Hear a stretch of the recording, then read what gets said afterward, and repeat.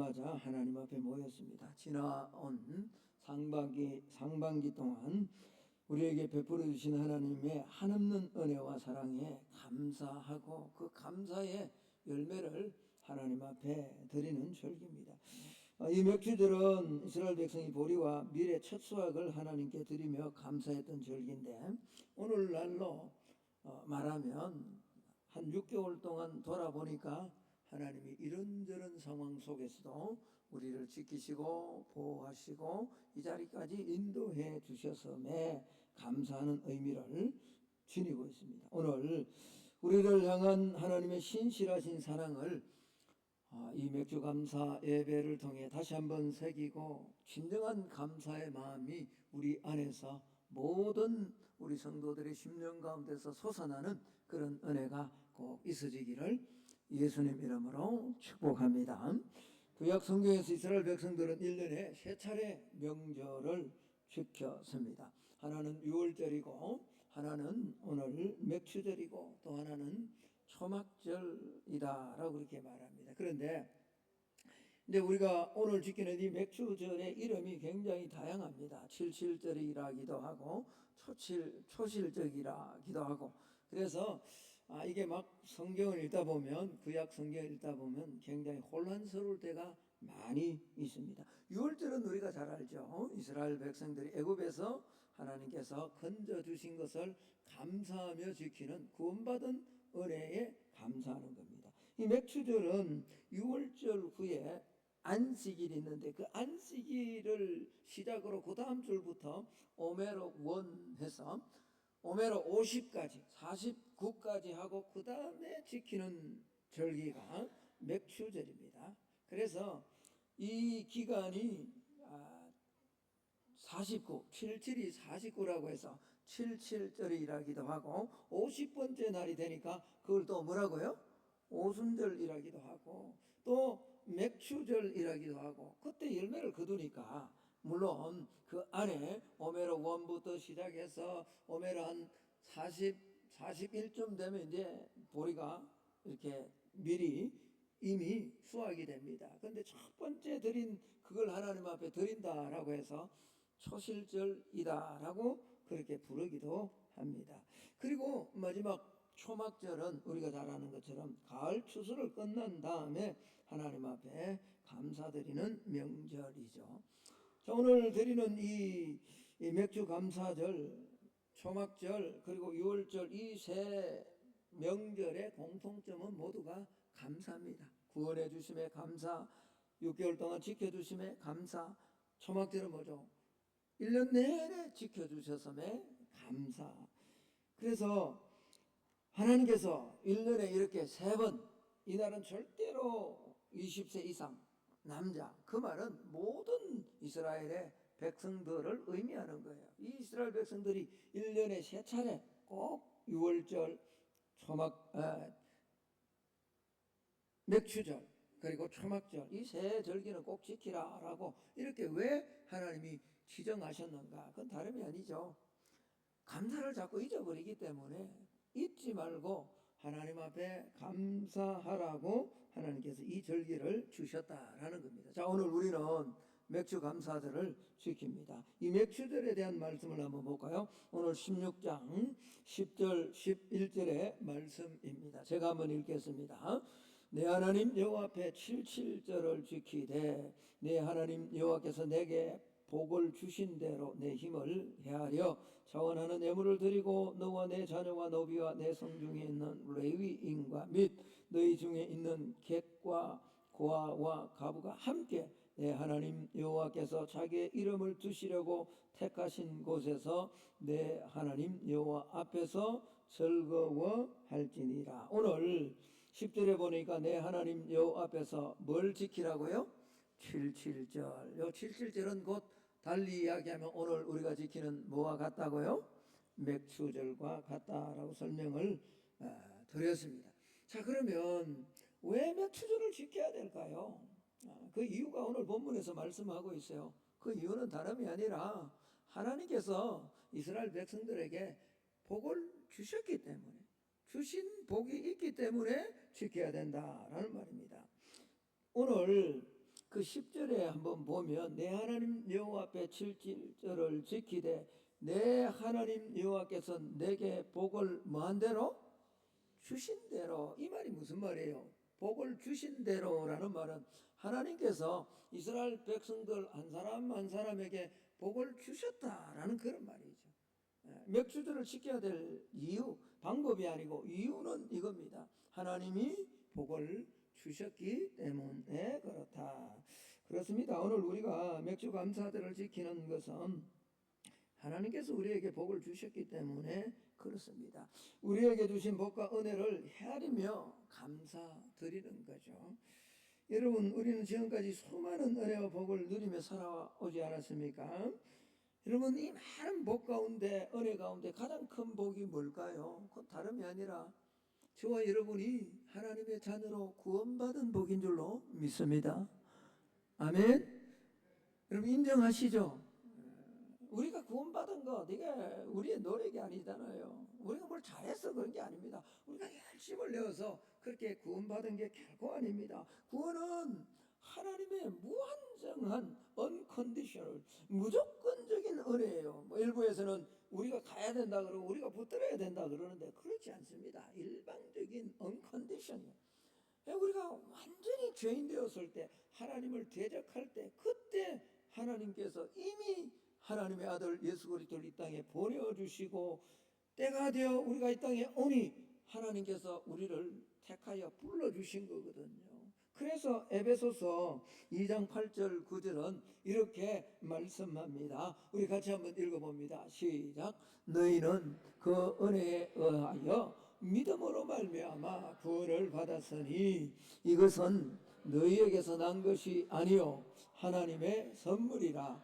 행위에서 난 것이 아니니 이는 누구든지 자랑하지 못하게 함이라. 옆 사람과 한번 인사합시다. 우리가 구원받은 건 하나님의 은혜입니다 라고 한번 인사합니다. 여러분 그렇죠. 나 같은 사람이 하나님의 자녀가 되었다. 이게 얼마나 놀라운 은혜입니까? 나의 모든 죄가 용서를 받고 하나님의 자녀가 된 것. 그래서 하나님과 함께 주의 일을 힘쓰고 아직 이 사랑을 모르는 사람들에게 복음을 전하며 살아갈 수 있다는 게 이게 얼마나 큰 복이고 하나님의 은혜냐고요. 아프리카 흑인들을 납치하며 노예로 팔아서 부를 축적하던 존 뉴턴이라는 사람이 있습니다. 후에 이 사람은 회개하고 목사가 됩니다.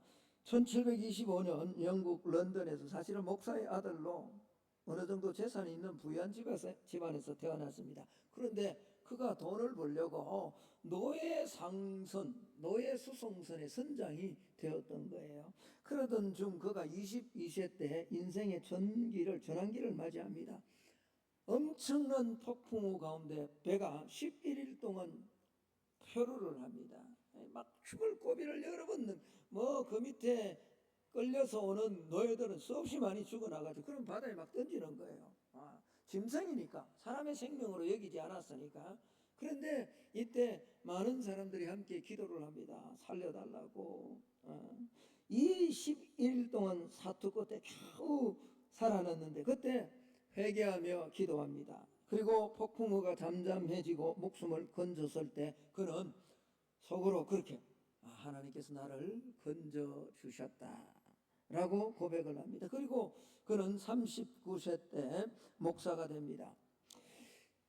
이 시간이 목사가 되어서 목회를 하면서 하나님의 일을 감당하면서 54세가 되던 때 자신의 돌아온 삶을 한번 보니까 과거가 너무 부끄러운 거예요. 그래서 그가 하나님 앞에 시로 작사해서 곡이 된 찬양이 있습니다. 찬송가가 있습니다. 그게 다름이 아니라 찬송가 305장입니다. 우리가 잘 아는 찬송가 305장. 여러분 찬송가 305장이 뭐죠? 나 같은 죄인 살리신 주여 내 놀라워 잃었던 생명 찾아 받고 광명을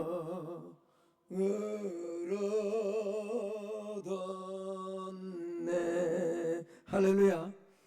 이렇던 생명, 이렇던 생명. 거기서 우리 영원히 주님의 은혜로 해처럼 밝게 살면서 주 찬양하리라.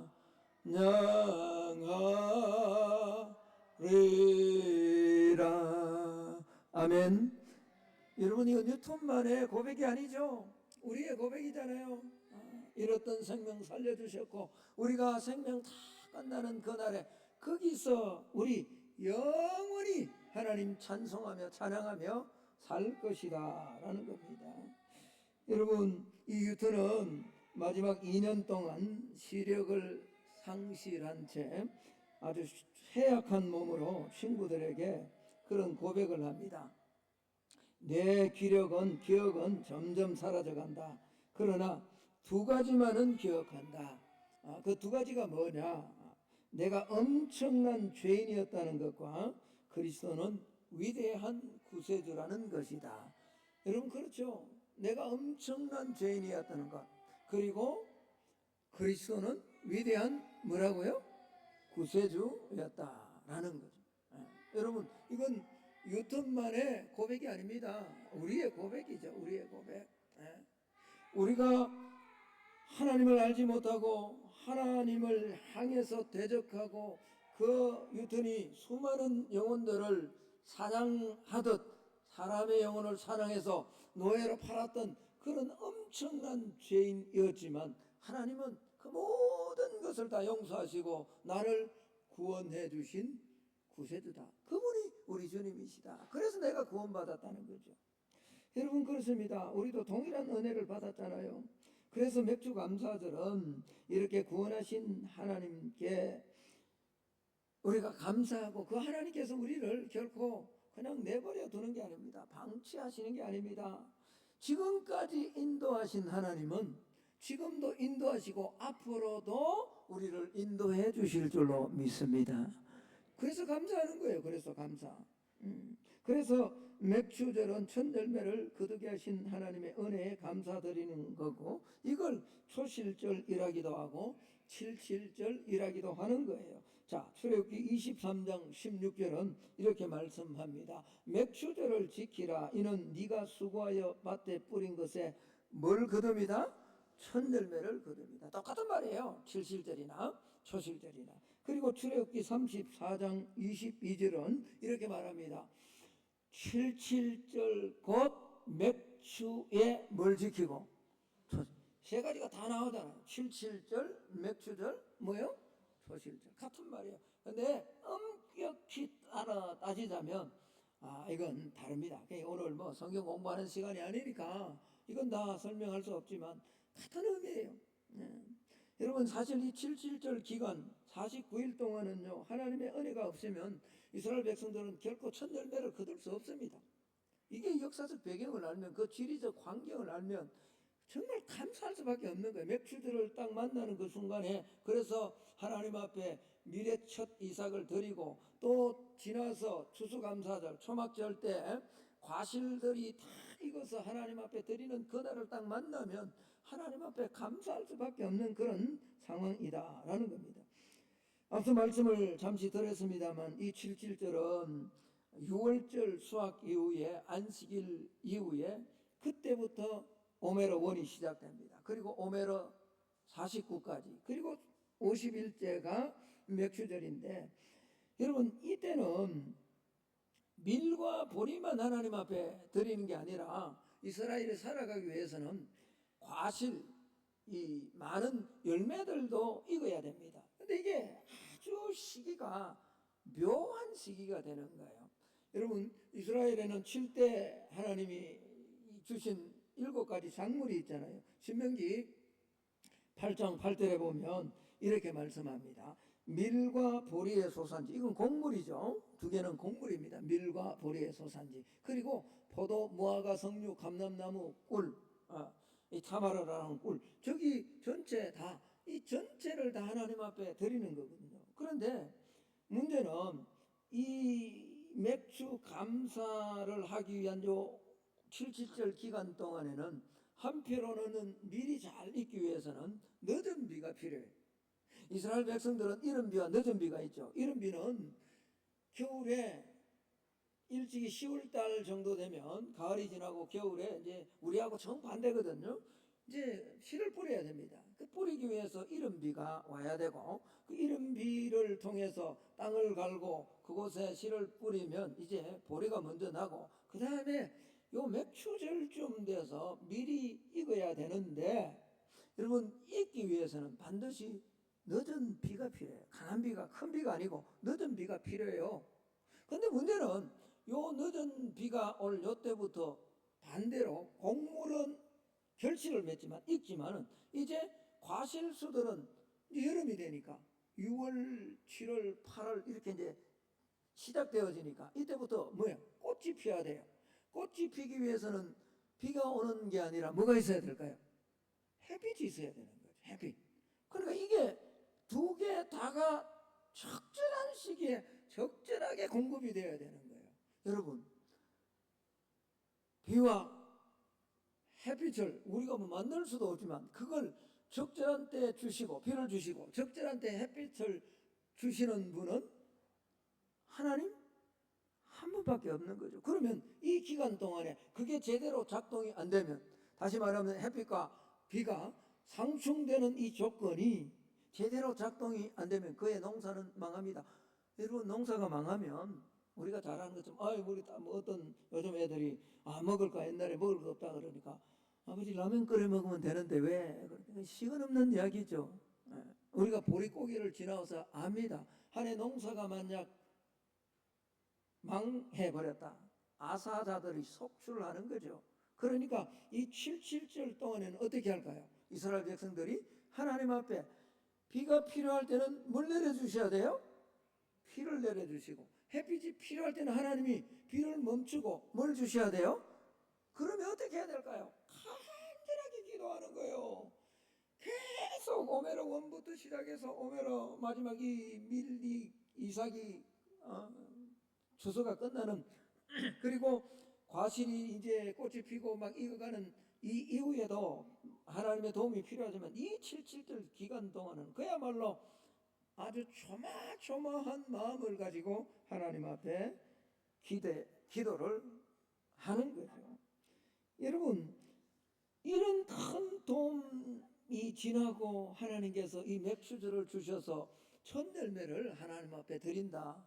얼마나 감동스러울까요? 얼마나 감동. 그래서 오늘 하나님께서 주신 복을 기억하며 하나님 앞에 드리라라고 말씀하고 있는 거죠.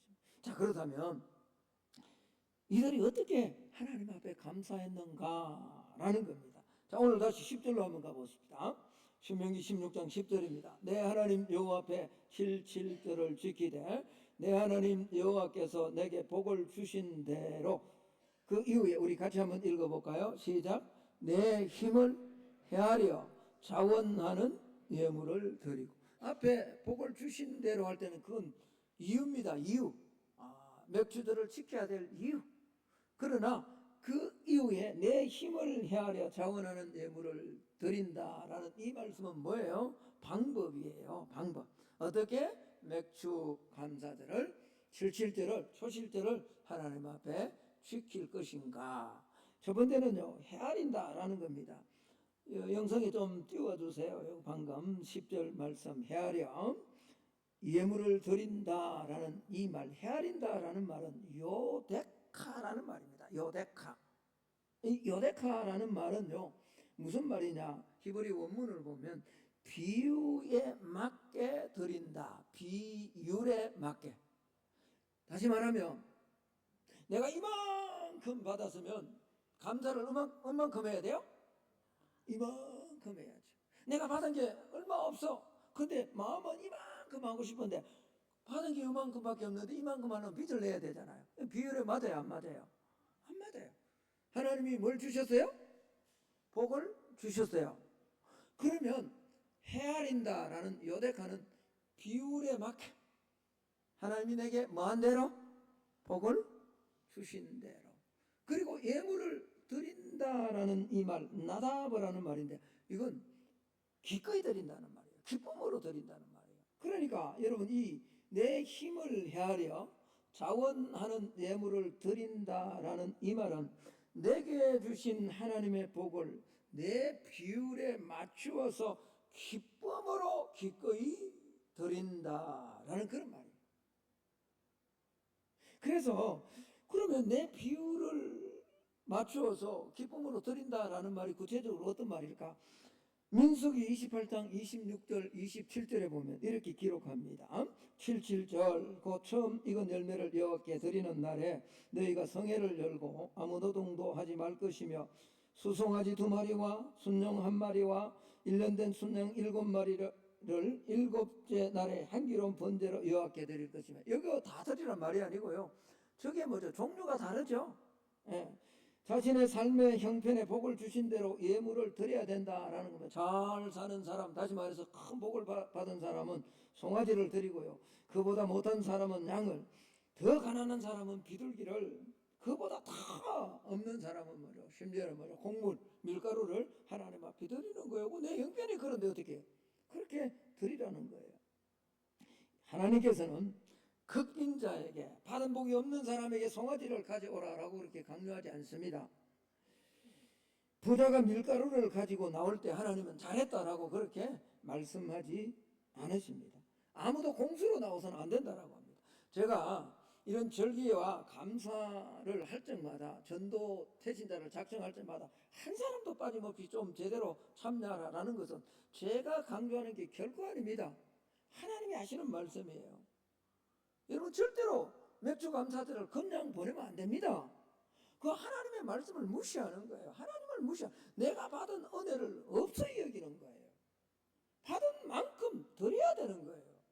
절대로 공수로 드리면 안 되는 거예요. 예, 반드시. 그러나 억지로 막 분수에 넣게 비율에 맞지 않게 그렇게 드리라는 말이 아니에요.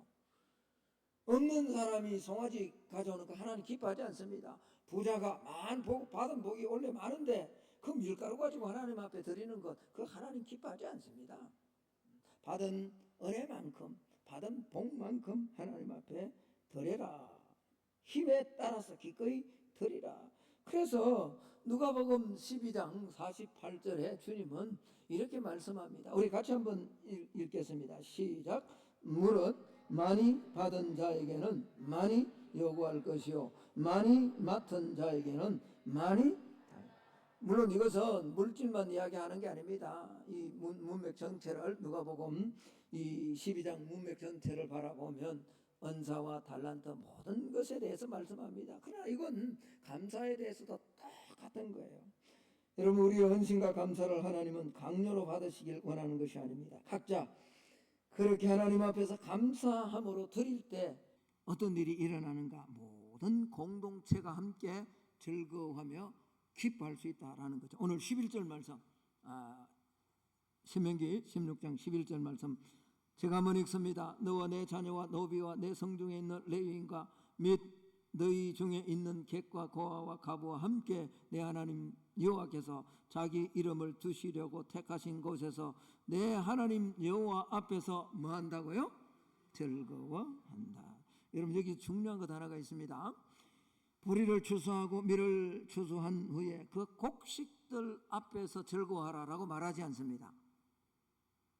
오늘 마지막 16장 11절 마지막에 보면 내 하나님 누구 앞에서? 이건 천양지차예요. 주신 곡식 때문에 즐거워하는 것은 주어진 것 때문에 즐거워하는 거고요. 여호와 앞에서 즐거워하는 것은 그 주신 분을 향해서 즐거워하는 거예요. 하나님은 주어진 것 때문에도 우리가 감사해야 되지만 주어지는 것 때문에 감사하는 것이 아니라 그걸 주시는 하나님으로 인하여 감사하라는 거예요. 할렐루야. 즐거워하라는 거예요. 그것도 어떻게?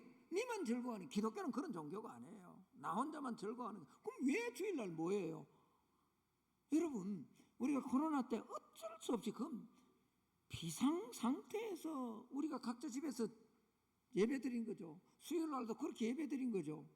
지금도 똑같이 집에 앉아가 인터넷 보고, 그건 정상적인 예배는 아니에요. 기독교는 그런 종교가 아니에요. 함께 모이는 거예요. 그리고 함께 즐거워하는 거예요. 오늘 말씀처럼 너와 네 수하에 있는 남종 여종과 함께, 또 레위인들, 여러분 이 레위인은 오늘로 이야기하면 목회자와 같은 사람들이거든요. 이들은 땅이 없어요. 직장이 없어요. 여러분들이 내는 10의 1조를 안 내면 목회자는, 레위인들은 천지사방으로, 그래서 말라기 때 그렇게 혼란스러웠던 거예요. 10의 1조를 안 내니까 레위인들이 먹을 것이 없어요. 먹을 것이 없으면 당연히 어떻게 해요? 이리 저리 다니면서, 그게 하나님의 말씀이 제대로 전거되지 않죠. 주일날 예배드리고 주일날 하나님의 은혜를 받아야 하나님의 백성들이 하나님의 복을 제대로 누리며 살아갈 수 있을 줄로 믿습니다. 그러니까 약한 자들을 다 오늘 말씀하는 거예요. 너와 네 객들, 네 수하에 있는 남종 여장과, 그리고 레위인들, 그리고 고아와 가부와 나그네, 그들 모두가 함께 모여 이걸 통해서 감사하고 즐거워해야 된다라는 겁니다. 여러분, 그래요. 과거에 우리가 율법 아래 매여 있을 때는 참 예배도 엄숙하고 박수도 못 치게 했잖아요. 그렇지만 지금은 그렇지 않습니다. 이 절기, 이 예배 안에는요 기쁨이 있습니다. 축제가 있습니다. 그것도 나 혼자만 즐거워하는 것이 아니라 함께 즐거워하는 거죠. 남녀노소 지위 고아 다 떠나서 그리스도 안에 들어온 모든 사람이 함께 즐거워하는 거예요. 여기 즐거워하라라는 사마흐라는 히브리어 동사는요 기뻐하고 즐거워한다라는 말인데, 이것은 전인격적으로 기뻐하고 즐거워한다라는 그런 말입니다. 여러분, 하나님께서 6개월 동안 우리에게 이런 은혜를 주신 줄로 믿습니다. 이 은혜는 여기서 끝나지 않고 지금도 계속되고, 앞으로 우리가 주님 앞에 서는 그날까지 크고 작은 굴곡, 환난, 고난은 있지만 그럼에도 하나님은 여전히 우리에게 지키시고 공급하시는 복을 허락해 주실 줄로 믿습니다. 그래서 지나온 은혜 감사하고 또 다가올 소망이에요. 하나님 어떻게 나를 인도하시고 우리의 삶, 우리의 자녀들, 우리 믿음의 사람들을 하나님 인도해 주실 것인가, 소망을 가지고 하나님 앞에 감사하는 우리 모두가 되기를 예수님 이름으로 축복합니다. 말씀의 결론을 맺습니다. 성도냐 성도가 아니냐를 알 수 있는 방법 3가지가 있다 그랬죠. 하나는 음식 먹는 것 보면 합니다. 두 번째는 장례식에 가보면 안 돼요. 그리고 세 번째가 감사하는 거래요. 음식 먹는 것, 예수 믿는 사람이 아무거나 먹고 피우고 하면 그건 교회 다니는 사람이지 예수 믿는 사람 아니에요. 그렇죠? 네. 장례식에 가보면 유일하게 죽음을 앞두고 노래하는 종교는 어디밖에 없어요? 기독교밖에 없어요. 왜? 소망이 있으니까. 마지막 세 번째, 우리가 성도인가 아닌가를 알 수 있는 것은요, 루터는 그래서 이야기했어요. 마귀에게는 감사가 없다고요. 마귀에게는 감사가 없다고. 우리가 하나님께 속했다면요, 우리는 반드시 감사하는 삶을 살아간다. 6개월 동안 지나온 은혜를 감사하고 앞으로 다가올 주님이 베푸실 은혜를 소망하며 이번 한 주간도 또 남은 6개월도 감사하며 살아내는 우리 모두가 될 수 있기를 예수님 이름으로 축복합니다. 자, 우리 함께 한번 기도합시다. 한 1분간만 기도합시다. 반주 좀 해주시고요.